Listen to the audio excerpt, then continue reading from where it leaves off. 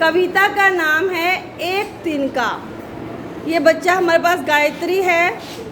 ये इस कविता से रिलेटेड पिक्चर बना रही है और मैं इस कविता से संबंधित जानकारी बच्चों को दे रही हूँ।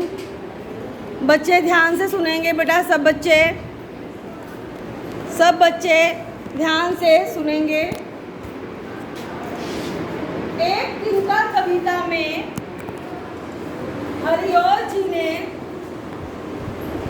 उस समय की घटना का वर्णन किया है जब कवि अपने आप को सबसे श्रेष्ठ समझने लगा था। उसने इस घमंड को एक छोटे से तिनके ने चूर चूर कर दिया। उस छोटे से तिनके के कारण कवि की नाक में दम हो गया था।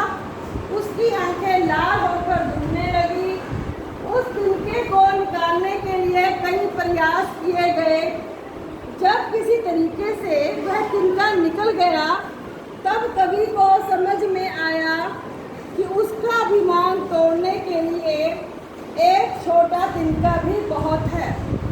अतः कवि और तिनके के उदाहरण द्वारा इस कविता से हमें घमंड ना करने की सीख दी गई है।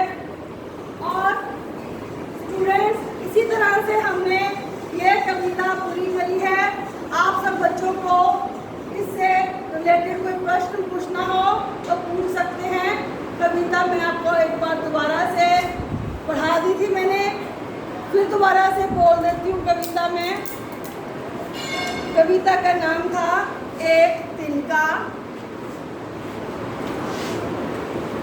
मैं घमंडों से भरा ऐंठा हुआ, एक दिन जब था मुंडेरे पर खड़ा, अचानक दूर से उड़ता हुआ एक तिनका मेरी आँख में पड़ा।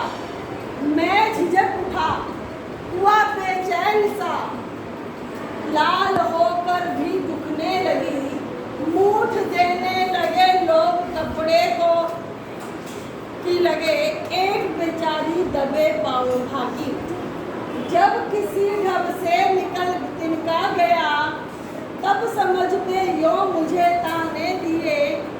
एक का तू किस लिए इतना रहा, एक तिनका है